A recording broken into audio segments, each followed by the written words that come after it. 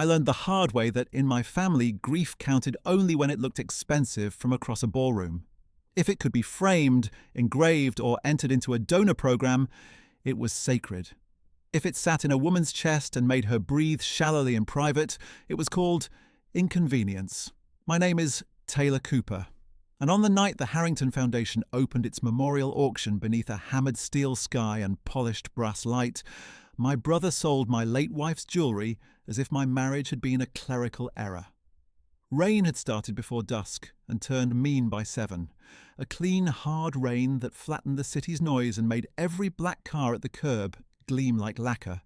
The foundation's facade rose out of that weather in pale stone and deliberate confidence, columns lit from below, banners hung for remembrance, and inside those doors waited men and women who had already practiced their sympathetic expressions in mirrored hallways. The vestibule smelled of wet wool, perfume with citrus top notes, and old money preserved through climate control. A string quartet worked through a measured arrangement in the adjoining hall, something minor key and tasteful, while event staff pinned silver badges to lapels and wrists with rehearsed tenderness. I stood at coat check for a breath longer than necessary, fingertips pressed against the leather folder I had carried all day, and watched my reflection in the brass trim of the counter until it stopped wavering. Black suit, plain line. No jewellery, hair secured low at the nape, no visible fracture points. Grief had taught me that presentation was never vanity in rooms like this, it was jurisdiction.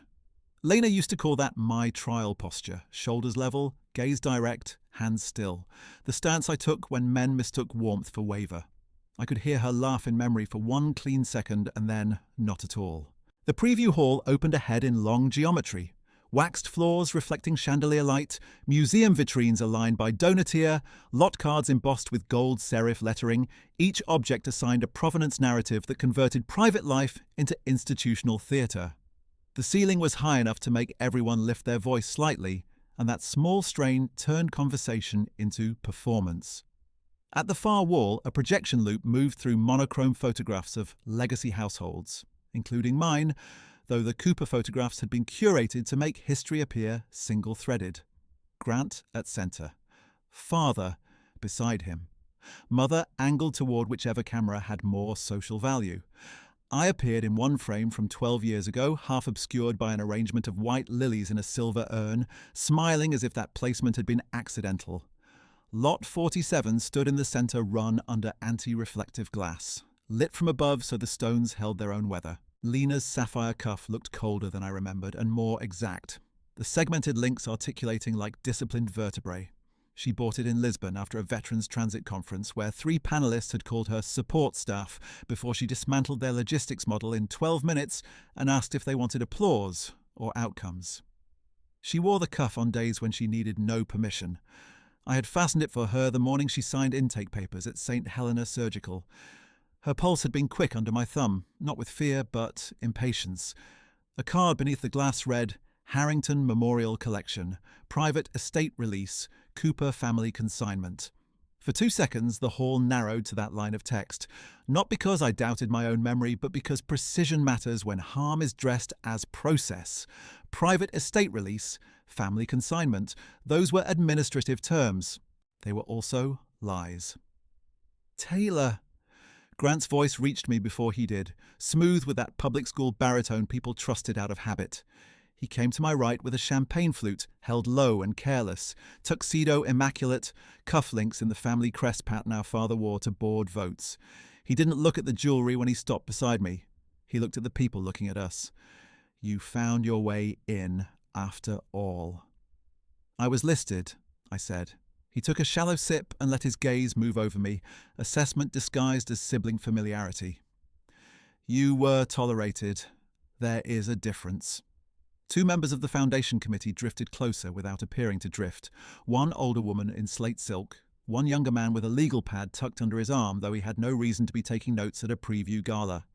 They smiled with disciplined neutrality, the expression institutions teach for potential conflict, attentive without commitment. Grant raised his glass a fraction and said it loud enough for the nearest semicircle to hear, "Sit down, Taylor. Real heirs speaking." The laughter that followed was not loud. Loud laughter can be challenged. This was the thinner kind, distributed in polite intervals, a social signal passed hand to hand to establish who belonged inside the joke and who had been offered as material. A woman near the orchid installation lowered her eyes to her program as she smiled. A man from our family office checked his watch. No one asked what Grant meant by real. I didn't answer him immediately. I let the silence settle where he had thrown it and kept my hands at my sides, fingers loose, pulse controlled. Years earlier, I would have confronted him in full voice and given the room what it wanted: a visible woman to classify as unstable, a moment to reduce to temperament. That avenue had always ended the same way, with my content ignored and my tone archived. I stopped offering that gift. Grant leaned in just enough that his cologne overrode the room for a moment, cedar and something metallic. "Don't make this theatrical," he murmured. "It reflects on all of us. There are insults that bruise, and there are insults that clarify structure." That line did the second. He had taken Lena's name, her objects, her directives, and converted them into auction lots for institutional applause, then warned me against theatre. I watched his mouth finish the word us and understood, with a calm so complete it felt almost external, that there had never been an us to protect. There had been hierarchy and choreography, and my long participation in both. "I'm not here for theatre," I said. "I'm here for record." His smile thinned at the edges. "You help with paperwork. Let the principals handle legacy." The younger committee man laughed once, uncertain, then stopped when I turned toward him. I recognized him from 2 winters ago at an estate compliance lunch where he had asked if I was with catering logistics while I was carrying binders for a trust dispute Grant lost quietly 6 months later. He looked away now and pretended to study Lot 52. I stepped left, closer to the vitrine, not touching the glass. Under the sapphire cuff sat Lena's platinum signet ring, the interior engraved with a transit map she designed for the pilot route we built in 3 counties, where veterans had been missing dialysis and trauma appointments because the public buses did not run early enough. She had spent 18 months negotiating route authority, driver contracts, and liability waivers, while men with better ties called her proposal aspirational. When the pilot cut mistreatment rates by 32% in its first quarter, those same men asked for seats on the advisory board. "Who approved these consignments?" I asked, still looking at the ring. Grant rotated his glass, bubbles sliding up through pale gold. "Estate channels did. That is not an answer. It is the only one you need tonight." 3 feet away, the slate silk woman finally spoke, voice pitched for de-escalation and donor comfort. "Ms. Cooper, perhaps this isn't the best venue for procedural concerns. We can arrange a private conversation next week." Next week. After the lots moved. After receipts posted. After memory hardened into invoice. Delay was not neutral here. It was method. "Procedural concerns," I repeated, turning to her with full attention. "That phrase is doing a lot of work." Her mouth tightened, not in anger but in institutional fatigue, as if she had hoped I would choose embarrassment over insistence. "The Foundation is acting in good faith." Good faith can be documented.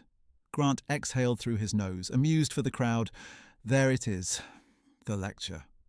I felt the first true flare of heat under my ribs and let it pass without expression. Lena used to press 2 fingers at the inside of my wrist when meetings turned predatory and say, "Quiet is not small. It is strategic mass." She never asked me to be less direct. She asked me to decide where directness would land. So I looked around the hall, at the donor plaques, the polished brass, the discreet security cameras mounted above the west arch, the temporary staff with earpieces pretending not to hear us, the patrons performing reverence beside stolen intention, and I catalogued the room. Who laughed? Who flinched? Who studied their shoes? Who moved toward the nearest witness position as tension climbed? No one defended me. Not the family office counsel who had drafted 3 of Lena's grant instruments. Not my mother, visible now near the staircase in black crepe, face arranged into charitable sorrow while she avoided my eyes. Not the board chair who once called Lena formidable in a speech, and now read silently from a lot card like it contained weather data. Grant touched my elbow with 2 fingers, proprietary and brief. "Sit down," he said again, lower this time. "You are not recognized in this matter." I moved his hand off my sleeve and stepped back into my own space. "Recognition is social," I said. "Standing is legal." The words changed the temperature near us. Not dramatically, not in any way an outsider would call scene-making, but enough that the nearby cluster went still and waited. Grant held my gaze for a beat too long, then smiled the way men smile when they decide contempt is cheaper than caution. You always mistake paperwork for power. I met that with the only truth that mattered in his language. Only when the paperwork is signed. His expression flickered, almost nothing, but I saw it. A tiny recalculation behind the eyes, the first movement of uncertainty in a man accustomed to governing narrative by volume and surname. He lifted his glass to a passing donor, ending the exchange without granting closure, and turned his shoulder toward me in a practiced half-dismissal that told the room I had been managed. He walked away into light and approval. The quartet shifted into another arrangement. Rain struck the skylight in a steady, hard pattern. I stayed in front of Lena's cuff and let the grief settle where it belonged, not as spectacle, not as etiquette, but as fact with a filing number. That was the moment I understood the wound in its final shape. It was not that my family disliked me. Dislike would have required directness. It was that they had built an entire system in which my marriage could be praised in speeches and erased in paperwork, in which my silence could be used as evidence against me, in which theft could wear a memorial ribbon and be called stewardship. Silence wasn't peace. It was surrender. I had surrendered for years in careful increments, to keep holidays intact, to spare Lena pointless friction, to avoid giving Grant the drama he could metabolize into sympathy. Standing under brass light with her cuff tagged for sale, I felt that old strategy dissolve without noise. Not rage, not spectacle, not a broken voice in a donor hall, just a clean internal decision with teeth. They had no idea what I carried in my folder, and for the first time in my life, that ignorance belonged to me. I kept my hand on the folder until my pulse settled into a usable rhythm. Then I turned from the vitrine because grief in that room had to be managed, like evidence. Across the hall, a foundation attendant struck a small chime against a crystal flute, and conversation thinned into orderly streams as donors moved toward the central dais for opening remarks. The light shifted when dimmers lowered over the preview cases and brightened over the lectern. The room's priorities rearranged in one quiet technical adjustment. Grant was already moving to the front, receiving nods, shoulder touches, the small ceremonial affirmations men like him gathered without appearing to ask for them. I took a place at the side aisle beneath a brass plaque listing founding patrons, where I could see the stage, the lot monitors, and the clerk table in a single line of sight. The board chair introduced Grant as acting estate representative for the Cooper Legacy Holdings, and the phrase landed with rehearsed dignity, as if legacy were a fixed asset class rather than a contested memory. Applause moved through the hall in polished waves. Grant thanked the foundation, thanked the donors, thanked our parents for teaching us stewardship, and then began narrating Lena in the past tense people reserve for women they admired only after they were no longer inconvenient. He called her deeply committed to service, an inspiration to many, a partner to this family's philanthropic vision. Every sentence was structurally true and morally false. He had learned years ago that language could sanitize almost anything if the verbs were charitable enough. Then he looked directly at me, smiling with ceremonial warmth. "Taylor is with us tonight as well," he said. "She was always invaluable on administrative details, and I know she shares our pride in presenting these pieces for broader impact." There was a mild, appreciative murmur, the social equivalent of a stamp applied without review. My mother, seated near the front in black crepe with seed pearls at her throat, dipped her head as though this were a gracious inclusion. Two trustees turned to locate me and offered sympathetic half-smiles as if I had been given a kindness and might mishandle it. Grant continued without pause. "Some families cling to objects. We choose purpose." The humiliation in that line was cleanly engineered. He had recast theft as maturity, recast my objection as attachment, recast Lena's explicit directives as sentimentality to be transcended by wiser hands. He did it in front of donors, under donor lighting, with the institution's microphone amplifying each clause into policy. For one unstable second, I felt the old reflex rise, the full-throated correction, the legal terms spoken too early, the public fracture he could later present as proof of my unreliability. My jaw tightened against it. I kept my face still. When he opened the floor for comments, an older donor in the second row lifted her hand and asked, "Will all proceeds remain unrestricted?" Grant answered, "As designated by estate administration, yes." I heard myself speak before the room was ready for my voice. Not loud, not sharp, just clear. "That is incomplete." Heads turned with the swift collective motion of people grateful for live tension, so long as it stays decorous. Grant's expression did not break, but his grip shifted on the lectern. "Taylor," he said, the syllables soft and corrective, "this is not the forum. It became the forum when you made legal representations from that microphone." A trustee near the aisle raised both palms in a pacifying gesture and addressed me as if we were in a difficult committee meeting. "Ms. Cooper, if there are concerns, counsel can review after tonight's program." "Tonight's program is transferring restricted assets in public," I said. "Delay is not neutral." Grant tilted his head, pity arranged to camera standard. "You are grieving, and we are giving you grace. Please don't confuse process with exclusion." The line drew a few nods because it offered everyone a path to compassion without inconvenience. One man in Navy tails actually said, "Hear, hear," under his breath. I felt the room settling against me, each person selecting the interpretation that protected the evening's narrative architecture. I could have pushed harder.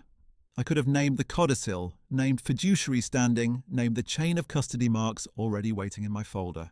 Instead, I watched the clock on the rear wall turn to 8:17 p.m.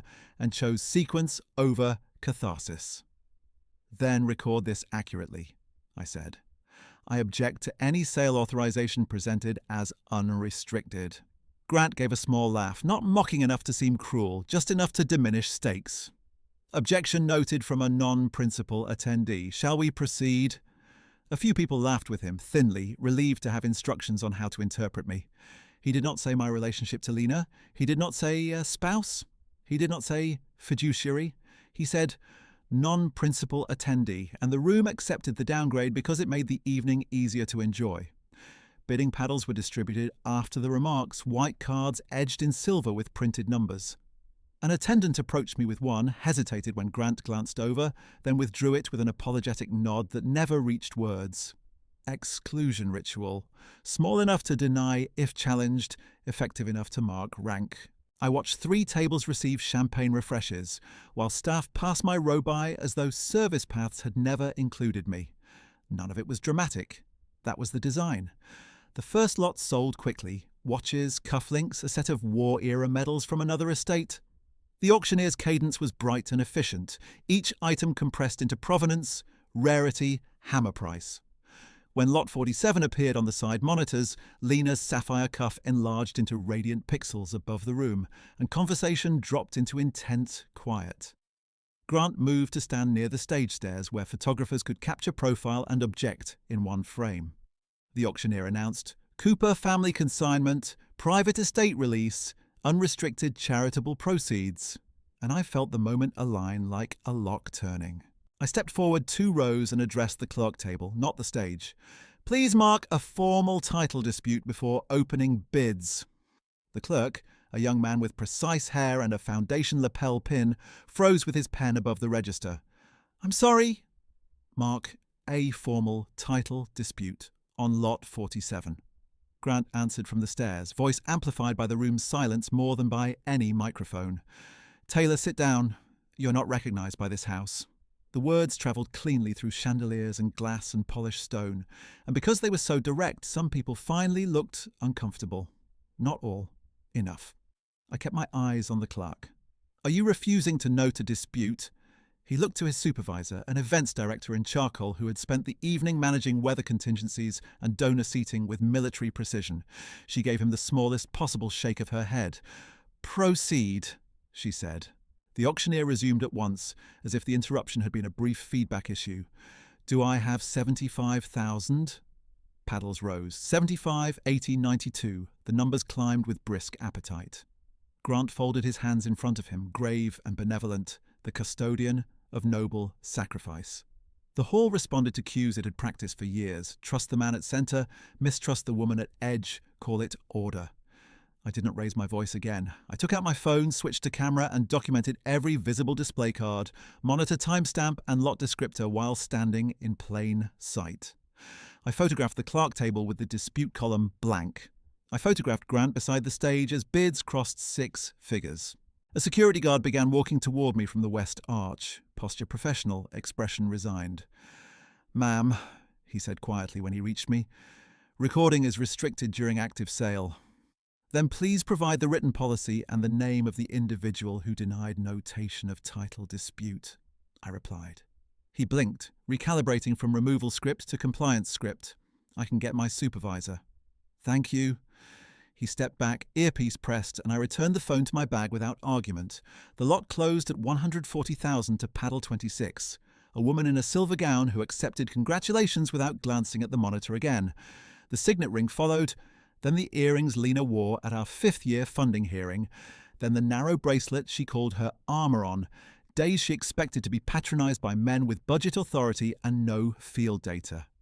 Each hammerfall landed like a procedural door sealing shut. By 8:46, the 4th jewelry lot was marked sold pending settlement. I stood through all of it. No outburst, no plea, no spectacle he could recast as instability. I breathed in counts Lena taught me during her treatment cycle. 4 in, 6 out, eyes on one fixed point until the body stops asking for immediate release. The fixed point tonight was not a face. It was the edge of my folder where a yellow tab marked Appraisal Intake, Original Signature. When the sequence ended, the room released tension in a coordinated exhale. Conversation returned at safer volume. Donors drifted toward dessert stations. A pianist replaced the quartet with restrained standards. Grant descended the stage steps surrounded by congratulations. I watched him shake hands with paddle 26, watched him clasp the board chair's shoulder, watched the events director laugh at something I could not hear. He looked relieved now, certain the transfer had crossed the line from contested to accomplished. The security supervisor eventually arrived, a woman in a dark suit with an incident tablet and a face trained for neutrality. "You requested policy documentation," she said. "Yes, recording restriction and dispute notation procedure." She read from her tablet with procedural care. "Recording during active sale is prohibited at organizer discretion. Title disputes may be submitted through legal office after close of session." Who has authority to enter a dispute in session? A state representative or designated counsel. In this case, the estate representative is the contested party.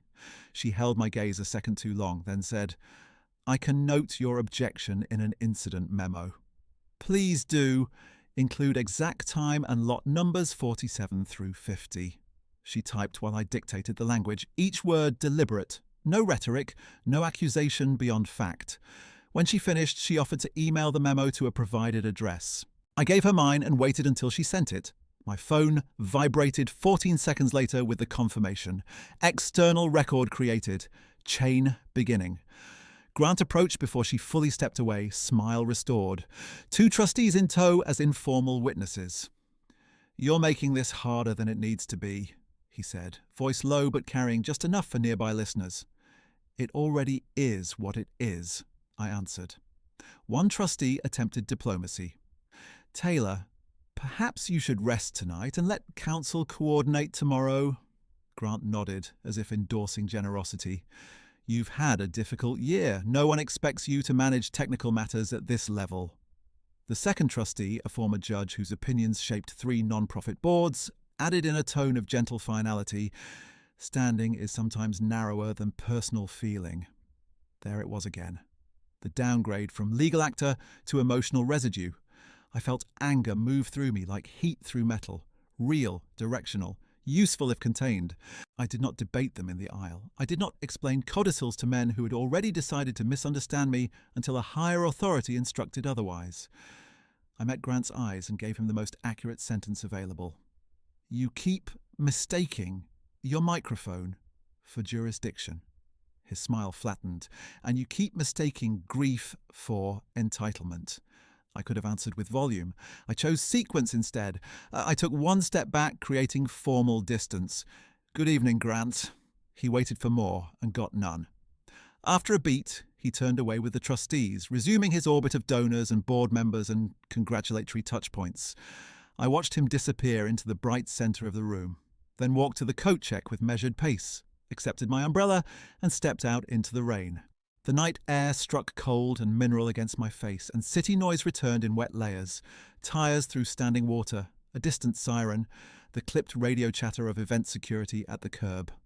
Under the awning, I opened Lena's folder just enough to check the tab positions by touch. Appraisal packet, codicil extract, intake stamps, signature exemplars. I closed it again, held it under my coat, and started toward the federal annex 3 blocks east, where emergency probate filings were accepted until 10 on auction nights. I did not feel calm. I felt precise. The federal annex sat behind a row of rain-dark sycamores and security bollards, its glass facade reflecting emergency lights from the avenue in fractured red and white bands. I crossed on the signal, shoes taking water at the curb, folder pinned under my coat with my left forearm, an umbrella angled low against wind that moved sideways through the corridor of buildings. The guard at the entrance scanner took my ID, looked from the card to my face, then to the time in the corner of his monitor, as if deciding whether I belonged to this hour. Probate intake closes at 10, he said. It's 9:03. He handed the card back. 3rd floor. Clark Station B. The elevator smelled of disinfectant and wet wool. A man in a county jacket stood in the opposite corner with a banker's box of files against his hip and watched the floor numbers illuminate without speaking. I could see myself in the steel doors, jaw set too hard, rain stippling the shoulders of my suit. I eased my grip on the folder before my fingers went numb. Control did not require tension. It required sequence. The 3rd floor opened into a wide corridor with sealed windows and fluorescent panels that flattened every face into administrative neutrality. At the end, behind glass, the emergency docket room was already full in the way government rooms get full at night. Half urgency, half fatigue, or procedure. 2 public defenders argued softly near a charging station. A bail bondsman in a tan coat kept checking his watch. At Clark Station B, a woman with silver frames and immaculate posture took petitions one at a time and stamped each with a rhythm that sounded like a metronome for triage.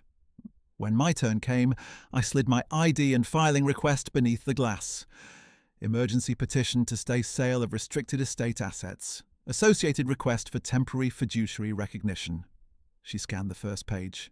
Her eyes paused at Cooper, then moved to the relief requested. Counsel? Self-represented tonight. Counsel notified and en route. She turned one page, then another. Estate representative listed as Grant Cooper. Relation? Surviving spouse of Lena Cooper. Named fiduciary under codicil cross-reference and separate directive instrument. She looked up then, not unkindly, but with the same calibrated skepticism I had seen in boardrooms and family dining rooms and charity galas whenever I used legal language without male endorsement. Ms. Cooper, emergency probate filings require immediate irreparable harm and documentary support. We can assign next available review tomorrow if this is a family dispute. It is a live transfer of restricted property already in sale sequence. That still may not meet emergency threshold. I set the folder on the counter and tapped the tab with my index finger once. It will if you read Exhibit A. She hesitated, then reached for a yellow routing slip. Seat in overflow. I'll flag for triage. Overflow was a glass-walled annex outside courtroom 3C, a narrow room with bolted chairs and a wall clock that ran 60 seconds fast. I sat where I could see both the Clark corridor and the courtroom doors.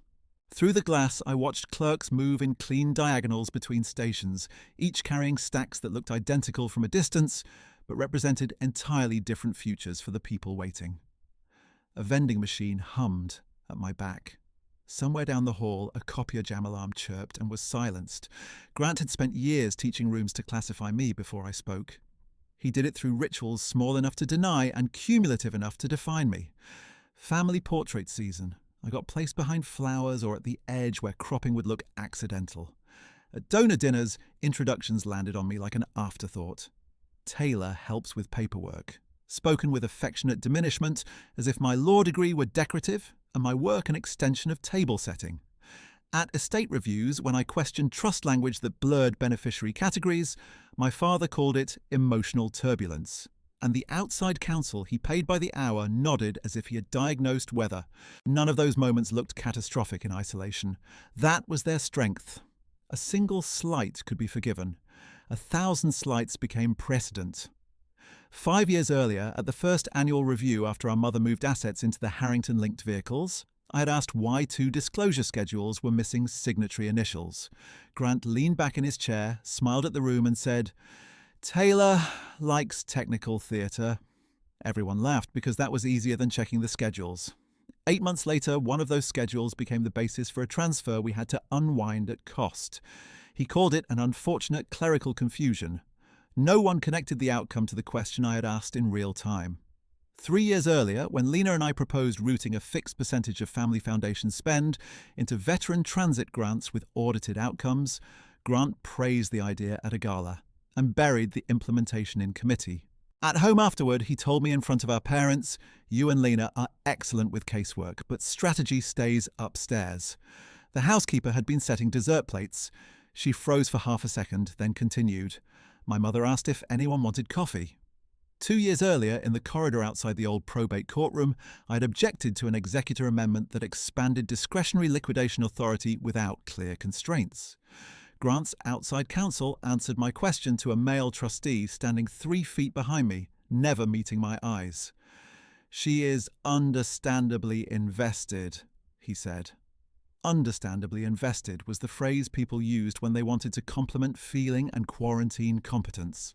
By 9:22 p.m, the rainwater at my trouser hem had dried into a dark salt line, and the annex had shifted from intake noise to hearing hush. A junior clerk opened the door and called, "Cooper matter, emergency triage." Inside, the hearing room was less courtroom than conference box. Glass wall to the corridor, fluorescent wash, narrow bench raised 1 step, counsel tables with built-in microphones that clicked when touched. A duty registrar sat for procedural review pending judicial availability.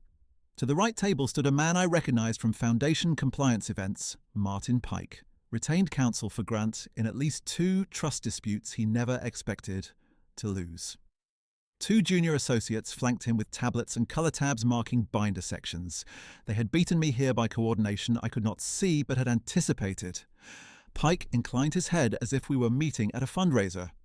"Ms. Cooper, counsellor." The registrar looked down at the file packet the clerk had assembled from my intake and whatever Pike's team had transmitted in the last 20 minutes. "We are here on an emergency petition to stay sale authorization and preserve disputed assets. Ms. Cooper appears pro se. Mr. Pike appears on behalf of Acting Estate Representative Grant Cooper. I will determine whether immediate judicial review is warranted tonight." Pike spoke first without waiting to be invited. "Respectfully, this is a family grievance reframed as urgency. The auction event is charitable, duly noticed and already in settlement progression. Ms. Cooper lacks standing to interrupt administration." I said, "Standing is attached in Exhibit A and C." One junior associate leaned toward Pike and whispered loud enough to carry, "She's not a technical witness." The other added, "No certification attached." They were speaking to him, not to me, but the performance was for the room. The registrar held up a hand. "One at a time. Ms. Cooper, what is the emergency harm that cannot wait for tomorrow calendar?" "Restricted assets designated for specific charitable use are being transferred under false representation of unrestricted authority. Settlement progression begins tonight. Delay converts misrepresentation into completed distribution channels." Pike gave a small sigh. Again, emotionally forceful language, but no reliable proof of restriction. I opened the folder, removed the first clipped set, and placed it at the evidence ledge with both hands so no page shifted. Original appraisal packet commissioned by Lena Cooper, dated 3 months before surgery, with chain of custody intake stamps, page-level initials and directive cross-reference. I request immediate authentication hold and forensic verification order. The symbolic weight of paper is easy to underestimate until a room has to choose between story and stamp. The top page bore Lena's name in full block and script, the appraisal house crest embossed at upper left, and a blue ink signature at the bottom with a distinct upward hook on the L she never lost, even on bad pain days. Each subsequent page carried her initials in the margin, LMC, aligned with valuation entries and transfer restrictions, and the final sheet referenced Codicil 4B to the Veteran Transit Fund instrument, naming me as fiduciary steward. The registrar extended a hand to the clerk who brought the packet up. She read in silence for 40 seconds that felt longer than the auction sequence had. Pike shifted his weight. One associate began typing, stopped, and looked at page 3 as if hoping the text would rearrange itself. Pike recovered first. If this is newly produced, we request exclusion pending authenticity challenge and full evidentiary hearing. I am requesting authenticity challenge, I said. Tonight. On record. Before settlement closes. He looked at me then. Really looked. And I saw the same recalculation I had seen in Grant when I said, signed. He turned back to the registrar. Even assuming arguendo this packet exists, it may not govern consigned lots absent acceptance in a state administration record. It was concealed from a state administration record, I said. He gave a dry smile. A serious allegation from a self-interested party. I kept my tone level. I am self-interested in compliance with decedent directives and fiduciary law. Those interests are aligned by statute, not sentiment. The registrar reached page 5, where the intake ledger barcode and receiving appraiser signature sat beneath Lena's initials. Where did you obtain this original? From Lena's fireproof document drawer, compartment 3 in our home office, retrieved during post-funeral inventory. I logged retrieval date, photographed condition, and preserved in sealed sleeve until tonight. I placed the retrieval log beside the packet. Chain notes attached. For a moment, the room held still under the fluorescent hum. Through the glass wall, a clerk pushed a cart of files past the door and kept moving. The registrar set the packet down carefully, fingertips at the edges. Why was this not filed earlier? Because I had spent months trying to keep peace with people who interpreted peace as permission. Because grief can make even disciplined people postpone conflict one day too long. Because I wanted to believe family could be corrected in private. I gave none of those answers. Because tonight is the first confirmed public transfer event under false unrestricted designation, I said. My filing followed direct observation and documented refusal to mark dispute on site. I slid my phone printout of the incident memo confirmation across the ledge. Timestamp, lot numbers, security supervisor notation, all in place. Pike spoke again, faster now. At minimum, we request continuance and no adverse finding tonight. I answered before the registrar could. Continuance without hold allows dissipation. Hold first, continue second, if necessary. She looked from him to me, then to the packet once more.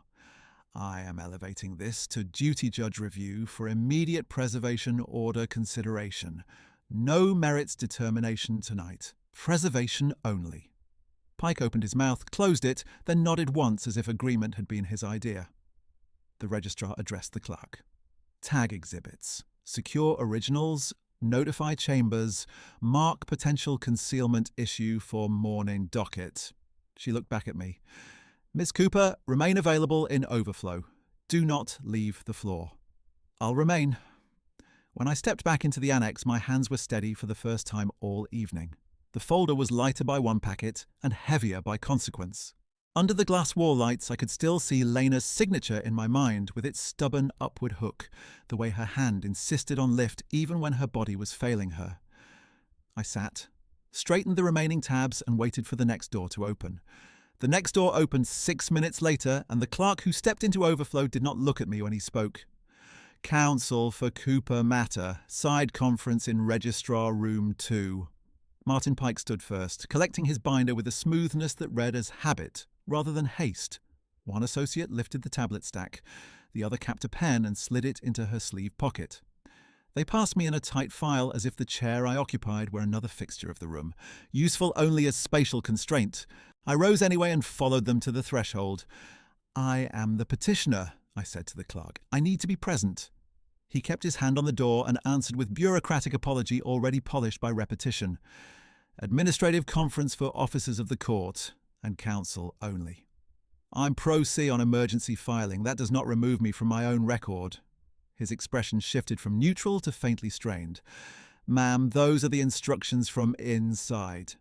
Pike turned just enough to include me in his peripheral vision and said, Ms. Cooper, this is procedural triage. We will summarize outcomes for you. Summarize outcomes? I had spent years being summarized by people who benefited from a mission. I held the clerk's gaze, not Pike's. Please state your full name for the record. He gave it quietly, and I repeated it back so he could hear me remember it. Then I stepped away from the door and returned to my chair without another word. The door closed on the legal team with a soft hydraulic seal that sounded gentler than the act itself. Across the annex, the wall clock rolled to 9:31 p.m., still a minute fast, and rain tracked down the exterior glass in diagonal silver lines under streetlights. I opened my phone and sent 3 messages in sequence. One to my counsel, one to the auction house compliance address listed on the consignment agreement, and one to the court intake confirmation thread, requesting immediate notation that petitioner had been excluded from side conference despite pro se appearance. Language first, emotion later. I attached the incident memo from the foundation and the lot numbers again. At 9:34, my counsel replied, in security queue, 2 minutes. At 9:35, the auction house auto response arrived. Thank you for your correspondence. A representative will review. I screenshotted it and saved to case folder. At 9:36, the court confirmation account acknowledged receipt and stamped the message into the file log with the line added to the footer. Supplemental communication received pending review. Nothing dramatic moved in the room. A janitorial cart rolled past the glass with fresh liners. A man in a county uniform signed for a box and left. Somewhere down the corridor, a printer resumed with a high mechanical whir. The social pressure did not come as shouting. It came as architecture, doors for some, waiting chairs for others, 1,000 minor permissions arranged to prove who counted as technical and who counted as emotional. My counsel arrived at 9:38 with her coat still wet at the shoulders, dark hair pinned into the same severe knot she wore in appellate argument, and a rolling case bag she never checked. Nadine Armand had spent 23 years litigating fiduciary disputes and had once told me that a calm tone in a hostile room was not temperament, but a leverage tool. She set the bag beside me and took in the annex in one sweep. They closed the side conference, she asked. Yes, counsel only. For a pro se emergency petitioner. She exhaled once through her nose, noted. Before we could move toward the registrar door, it opened and Pike's team filed out with the contained urgency of people who had received favourable terrain. Pike gave Nadine a brief nod. Councillor Armand, we were informed you might attend. I do more than attend, she said. He did not smile. Registrar has set a narrow scope. Preservation threshold only. No merits. Nadine answered, Preservation is the only threshold that matters when assets are in settlement flow. One of Pike's associates looked directly at me and said to Nadine, The registrar has concerns regarding your client's evidentiary competency. Nadine turned her head by a fraction. My client is not a witness to her own legal standing. She is the named fiduciary in the document your side omitted. The associate flushed, looked down and pretended to review her tablet. Pike lifted a hand, ending the exchange. Courtroom in 2 minutes. At 9:41, a bailiff called the Cooper matter into 3C again. The seating had shifted. Pike and his associates took full counsel table on the right with monitors active. Nadine moved to the left table and placed one legal pad at centre with my folder beside it. The bailiff touched my elbow lightly and gestured toward the gallery rail. She sits with me, Nadine said. Only counsel at tables during preliminary review. She is petitioner and current presenter of originals. The bailiff looked to the registrar for instruction. The registrar did not look up from her notes when she answered. Gallery for now, we will call her as needed. For now. Another reduction disguised as order. I took the first gallery seat, close enough to pass documents and far enough to be seen as separate from my own argument. Grant entered through the side door at the same moment, tuxedo replaced by a charcoal suit that fit like it had been waiting in a garment bag for exactly this contingency. His tie was straight, hair reset, expression composed for authority under fluorescent light. He did not acknowledge me. He sat behind Pike in the second chair reserved for party representatives and placed both hands on the table in a posture of disciplined concern. The registrar began without preface. We are on emergency preservation request. Duty judge is reviewing remotely and may join. I will summarize disputed points. Petitioner asserts restricted charitable designation on sold estate lots. Respondent asserts valid unrestricted authority and challenges authenticity and standing. We require a narrow path tonight. Pike stood. Respondent requests denial of emergency hold due inadequate proof and prejudice to third-party purchasers.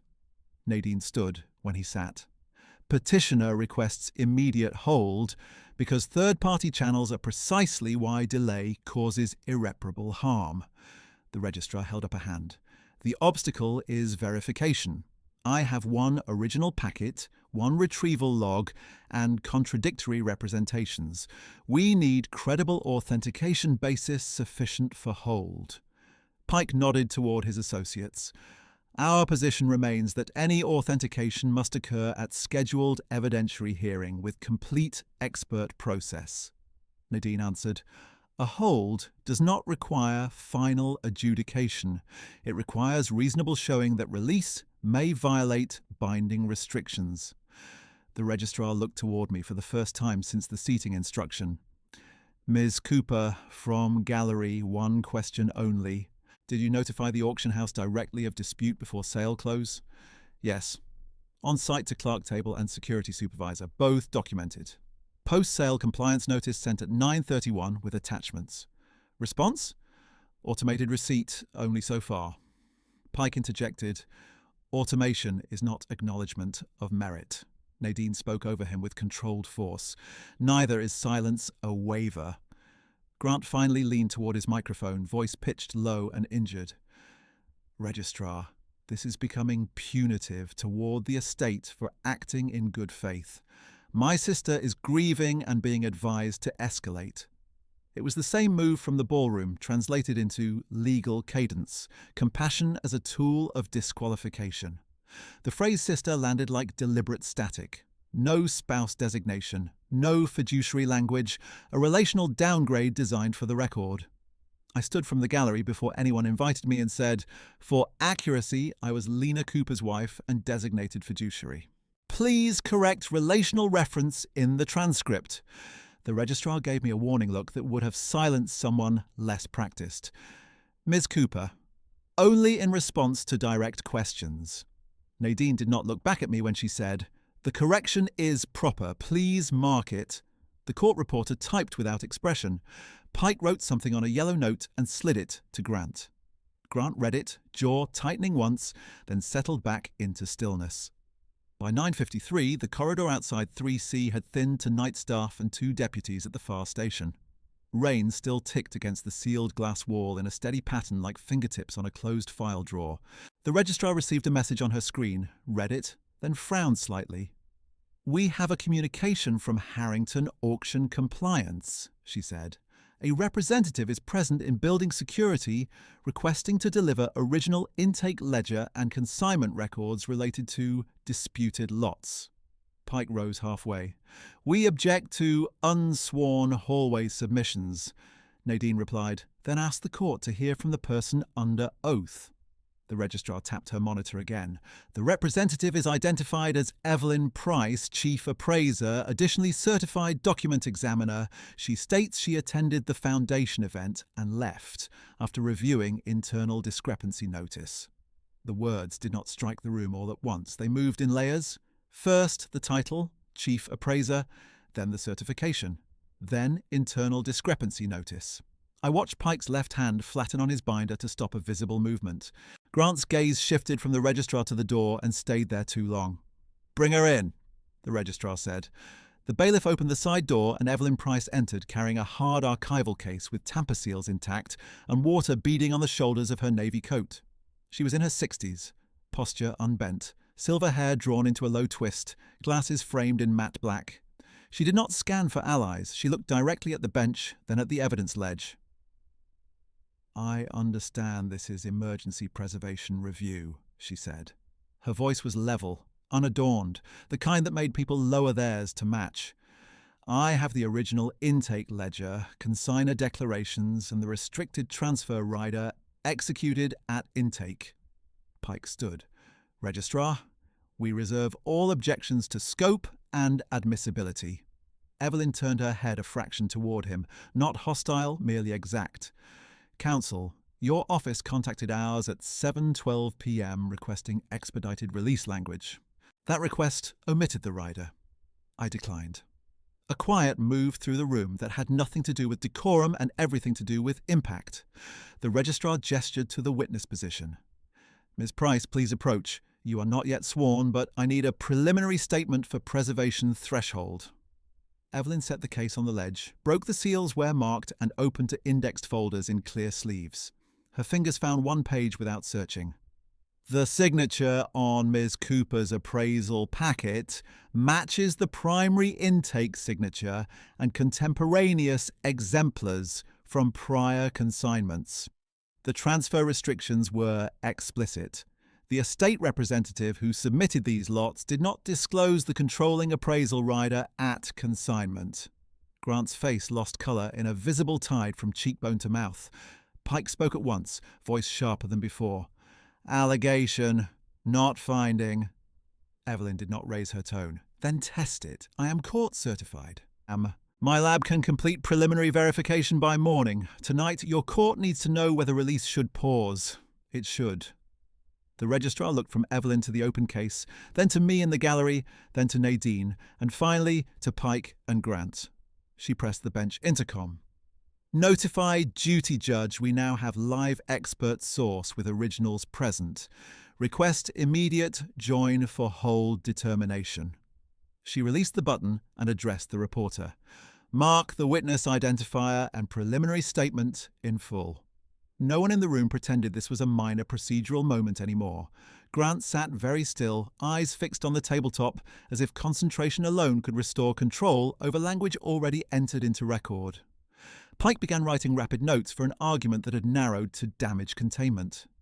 Nadine turned in her chair and met my eyes once, a brief professional acknowledgement that said what words at counsel table often cannot. The burden had shifted. Under fluorescent light, with rain still tapping the glass and the ledger open in front of the bench, the room stopped treating me as a disturbance and started treating the file as a threat to anyone who had counted on my exclusion.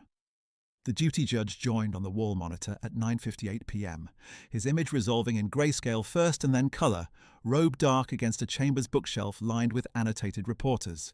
His voice came through the ceiling speakers with slight compression, but every word carried. This is Judge Calder on emergency preservation review in the Cooper estate matter. I have read the registrar's summary. I understand we now have an expert witness with original intake records present in court. Swear the witness. Evelyn Price stepped to the stand line, right hand raised, archival gloves tucked in her coat pocket. She took the oath without flourish, then opened the ledger to a flagged page and angled it toward the document camera. On the monitor, the entry filled the screen. Lot numbers 47 through 50, consignor name, intake date, and a rider reference code in red ink that matched the notation on Lena's appraisal packet. Even through the camera grain, I recognized the stroke pressure in Lena's signature. I had watched that hand sign hospital forms between IV alarms and still insist on full legible script. Nadine did not waste words. Your Honour, petitioner moves for immediate stay, recovery hold, and suspension of executor transfer authority pending evidentiary hearing. Pike rose at once. Respondent objects to extraordinary relief on contested documents and unscheduled testimony. Judge Calder looked toward him without changing expression. Contested does not mean irrelevant. Continue. Evelyn turned one page. This is the restricted transfer rider. It states the items are not to be sold as unrestricted proceeds and are bound to the Lena Cooper Veteran Transit Fund Directive. It requires disclosure at consignment and sale listing. My office has no record that disclosure was made by the estate representative. Pike shifted to cross-examination mode, voice clipped. Ms. Price, are you offering a final forensic conclusion tonight? I am offering a certified preliminary authenticity assessment and a direct intake record comparison. So, not final. Final by morning, if ordered. Sufficient for a preservation decision now. He changed angle. Could administrative error account for omission? Administrative error can explain a typo, she said. It does not explain a missing controlling rider and an affirmative unrestricted listing language. The room held the silence after that sentence, as if no one wanted to move first and be seen choosing a side too quickly. Then Judge Calder asked the question Pike had avoided since this hearing began. Mr. Cooper, as acting as state representative, did you disclose this rider to the auction house? Grant leaned into his microphone. For the first time that night, his voice did not arrive pre-shaped for an audience. Your Honor, we acted under good faith understanding of broad charitable discretion. That is not an answer. His jaw tightened. I did not personally handle every intake attachment. Judge Calder looked down at the digital case file, then up again. Did you disclose the restriction, yes or no? Grant paused one beat too long. No. The word dropped like a stamp on wet ink. Nadine's pen stopped moving. Pike looked at his client with contained disbelief, then back to the bench as if he could still pull the moment into procedural ambiguity. He could not. The admission was already in the record, plain and unadorned. At 10:07 p.m., with rain still tapping the sealed glass and the fluorescent lights washing every face to near paper, Judge Calder issued the order in a cadence that left no room for interpretation. Emergency relief is granted in part. Effective immediately, all settlement and transfer activity for lots 47 through 50 is stayed. The sale authorization for those lots is provisionally voided pending evidentiary hearing. Acting Executor Grant Cooper is suspended from unilateral disposition authority over disputed assets. The court appoints petitioner Taylor Cooper as temporary limited administrator for asset preservation and compliance communication only, subject to full review on the next morning docket. Clerk will transmit order tonight to Harrington Auction Compliance, Foundation Counsel, and Registry. It was concise. It was public. It was the exact language Grant had relied on for years, turned against him by a high addiction he did not control. Pike stood again, trying to narrow the damage. Your Honor, respondent requests clarification that this is not a merits finding and that no adverse inference should be entered. Judge Calder answered, You have your clarification. This is preservation relief based on immediate risk and credible documentation. Any further concern may be raised at full hearing. For tonight, the assets do not move. Nadine rose only to add one line. Petitioner requests retrieval directive to prevent physical release. Granted, the judge said.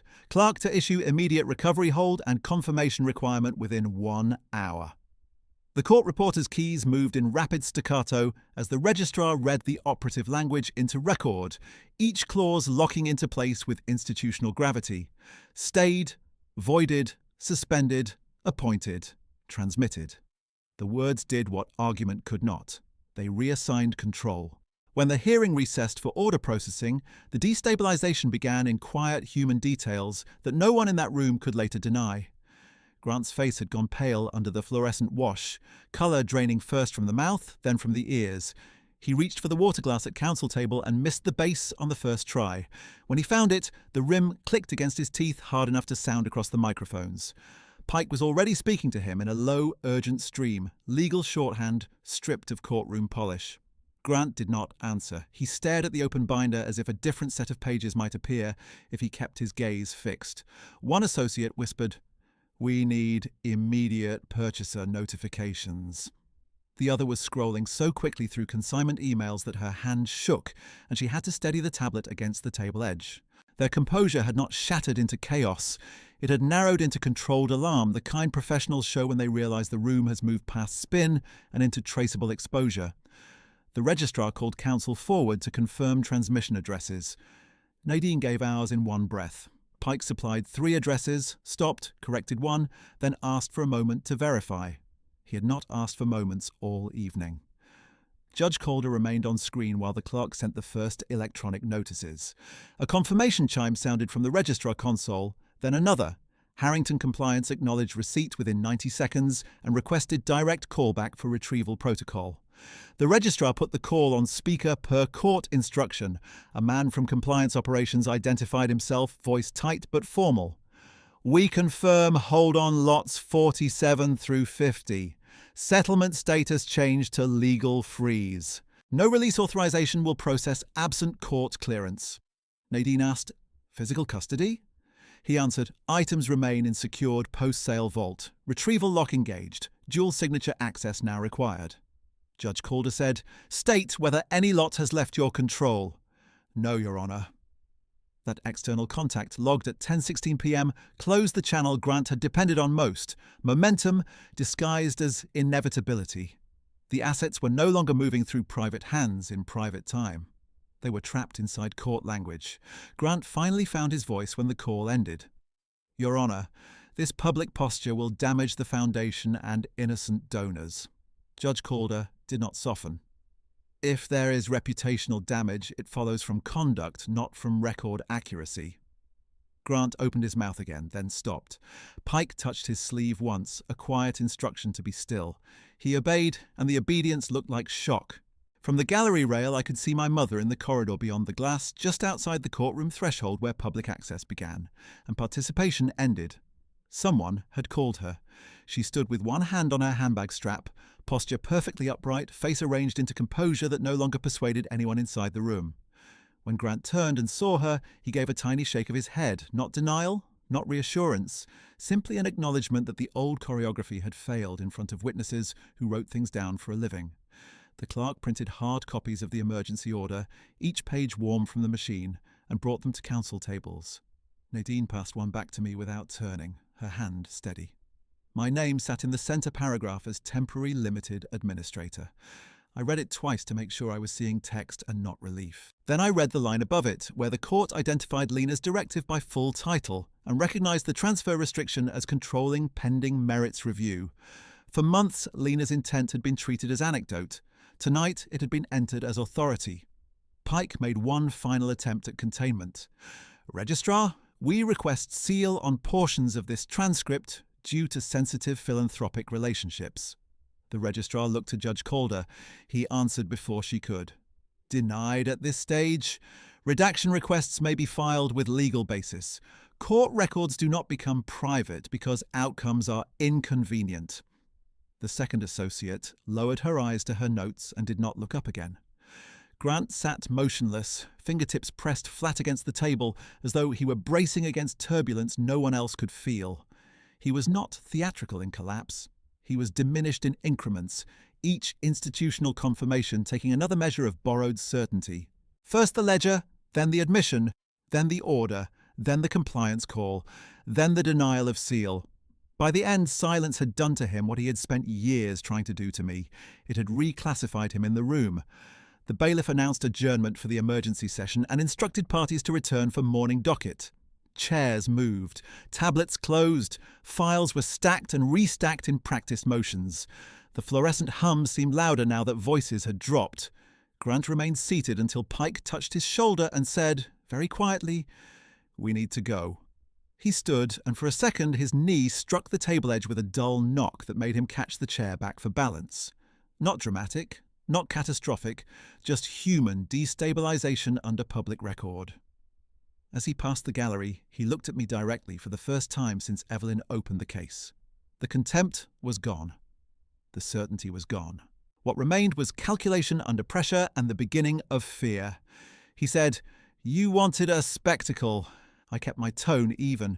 "I wanted compliance." He had no prepared reply for that, not with the order in his hand and the court reporter still packing transcripts 10 feet away. He walked on. Nadine waited until the corridor cleared, then turned to me. "Do not discuss substance outside counsel. Tonight, we preserve. Tomorrow, we prove." "I understand." She nodded once. "You did exactly what you needed to do." I looked through the glass toward the rain-striped night, then back at Lena's name on the order, black letters on white paper under fluorescent light. Concise public reversal was never about humiliation for its own sake. It was about jurisdiction returning to the person who had been written out of her own life by people who mistook volume for authority. In that courtroom annex, with the record sealed only by truth and timestamp, the balance shifted and stage shifted long enough for the law to catch up. The balance shifted and stage shifted long enough for the law to catch up, and by 10:42 p.m, I was standing at Clerk Station B again with fluorescent light flattening the room, while the silver-framed clerk from intake printed certified copies of the emergency order, exhibit receipts, and the preservation transmittal log that now listed every address Grant had hoped would never be forced onto one page. She slid the stack under the glass and said, "Miss Cooper, please verify chain entries for exhibits A through H." Her tone had changed from triage skepticism to procedural respect. Not warm, not performative, simply accurate. I checked each line: appraisal packet, codicil extract, retrieval log, incident memo confirmation, compliance email receipt, security report request, intake ledger excerpt, restricted transfer rider. Nothing missing, nothing mislabeled, no casual language where precision belonged. I signed, she stamped, and the stamp sounded like closure beginning rather than ending. At 10:49 p.m, my phone lit with the first callback from the court confirmation thread, supplemental exclusion note entered, reviewed and attached to morning docket packet. At 10:53, the Harrington compliance officer followed the courtroom call with written confirmation that lots 47 through 50 remained in post-sale vault under dual signature lock. No courier release, no purchaser transfer. At 10:57, the Foundation security supervisor sent the incident memo she had promised with 2 attachments: policy excerpt and West Arch camera stills, time-stamped to the minute I had requested dispute notation and been denied. I forwarded all 3 to Nadine in one message with no commentary beyond "received and preserved." She replied in under a minute, "Good. Sleep if you can. Be back at 7:30. I did not sleep. I sat in the Annex Cafe before it closed, coat around my shoulders, Lena's folder in front of me, and watched rain stripe the glass while the wall clock near the vending machine remained 1 minute fast, exactly as it had during intake. Strange details matter because they keep memory honest. That clock's error had irritated me at 9:22, and now it became another fixed point proving I had seen the night clearly. The younger committee man with the legal pad never reached out. The former judge trustee who had lectured me on standing sent no message. The board chair sent nothing. Their silence did not confuse me anymore. Loaded looks do not always conceal courage. Sometimes they conceal vacancy.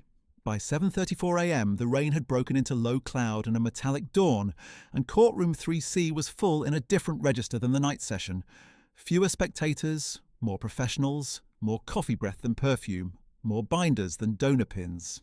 Grant sat at counsel table in a navy suit with no crest cufflinks, shoulders squared too rigidly, eyes ringed from lack of sleep. Pike was already on his second legal pad. My mother sat in the back row this time, hands folded over her bag, face composed into the same charitable calm she wore at the auction, but composure under morning court light is less forgiving than under chandeliers. Judge Calder took the bench in person at 7:58. "We are on the Cooper estate matter for evidentiary continuation and interim administration review. Counsel, proceed." Nadine rose and moved through Foundation with clean structure. Emergency order entered, preservation completed, documentary authenticity preliminarily confirmed overnight, executor disclosure omission admitted on record. Then she called Evelyn. Evelyn testified from the stand with the same level cadence she had used the night before. She entered her preliminary forensic report, completed at 6:11 a.m, matching Lena's signature and initials across intake forms, appraisal packet, and prior known exemplars. She identified the red-coded rider as standard restricted transfer language and read the operative clause. No unrestricted sale, no discretionary reassignment, designated to Lena Cooper Veteran Transit Fund. Pike cross-examined on process, lab protocol, and sample breadth, and Evelyn answered each challenge with method, date, and certification number until his questions shortened and then stopped. Nadine then offered the security supervisor's memo and the West Arch stills. The stills were not cinematic. They were exactly what evidence should be. Flat, time-stamped, unromantic. One frame showed me at the clerk table requesting dispute notation. The next showed the supervisor arriving. The dispute column on the printed lot register remained blank. Pike objected on relevance. Judge Calder overruled. "This goes to notice and conduct," he said, and the exhibits entered. Grant testified after a brief consultation with Pike. He kept his language careful, repeating good faith, administrative pressure, charitable intent. Under direct questioning, he tried to widen responsibility across advisors and event staff. Under Nadine's cross, he narrowed again to what he had personally done. "Did you know a controlling rider existed before the auction remarks?" she asked. He paused. "I knew there were additional papers." Did you disclose restrictions while calling proceeds unrestricted from the podium? No. Did you describe petitioner publicly as non-principal attendee? He looked toward the gallery once, then back to counsel. Yes. Nadine sat down without flourish.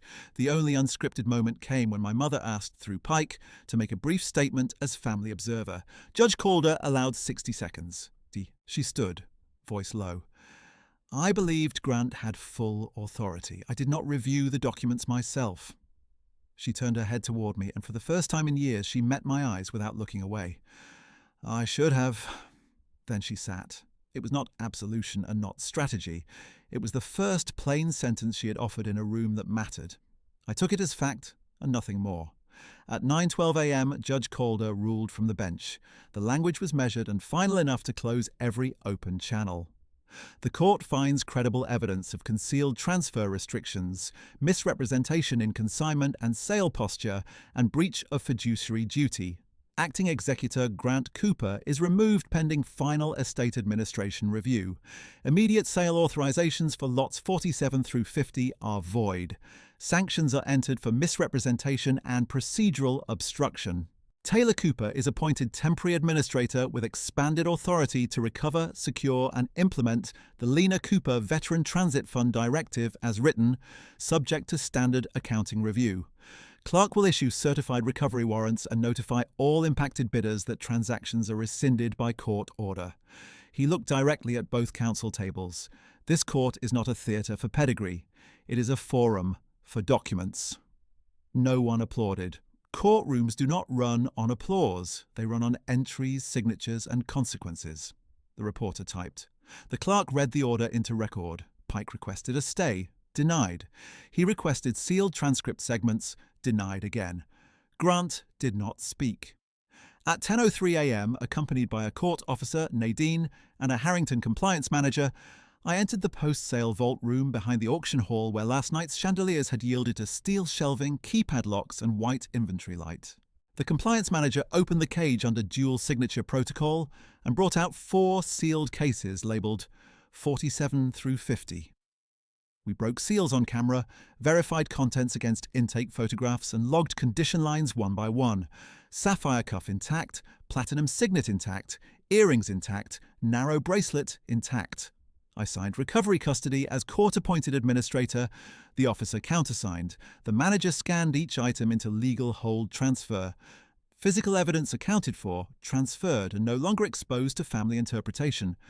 At 10:41, the compliance team placed mandatory rescission calls with bidders while we remained in the room for record integrity. Paddle 26 accepted voidance without argument after hearing the case number. 2 private representatives requested written orders and received them within minutes. External contacts closed in real time, not deferred to rumour. At noon, we carried the recovered jewellery to the fiduciary repository designated by the court, a secured records bank 3 blocks from the annex. The intake officer photographed each item, matched serial and design descriptors to Evelyn's report, and placed them in restricted charitable custody pending directive execution. I deposited Lena's original appraisal packet and codicil copy in the same repository under document seal, retaining certified working copies for administration filings. The folder that had felt like a shield all night became what it was meant to be, a completed chain. I left the repository at 12:47 and walked past the carved Cooper crest in the adjoining trust building lobby because Nadine needed one final administrative signature from me there. I did not touch the crest. In Conference Room 4, under cold glass and brushed steel, I signed the first disbursement authorization to the Lena Cooper Veteran Transit Fund from unrestricted estate channels unaffected by litigation, exactly as the directive required once misallocated assets were restored. The transit non-profit director, joined by secure video, confirmed route expansion schedules, and read Lena's mission line aloud before accepting transfer. No gala, no donor script, just implementation. As I capped my pen, my phone buzzed with one last message from the security supervisor. For record completeness, all requested footage retained 90-day legal hold. I replied, received, thank you. The final loose thread tightened. Grant never spoke to me again that day. The younger committee man with the legal pad never explained his laugh. The former judge trustee never repeated his lecture on narrow standing. Their silence remained theirs, and I stopped trying to translate it into meaning that might comfort me. Some reactions pay off in confession, others pay off in absence, and the file is cleaner when you name the difference. At 1:06 p.m., I stepped out into a clearing sky, city pavement still wet, and stood for a moment with Lena's certified directives in my briefcase and court authority in my name. Not borrowed, not tolerated, not contingent on family approval. I had spent years believing restraint meant waiting to be recognised. The record taught me otherwise. Restraint meant choosing the forum where truth could not be voted down by etiquette. My name is Taylor Cooper, and I did not win by breaking their stage. I won by establishing jurisdiction over my own life and keeping it.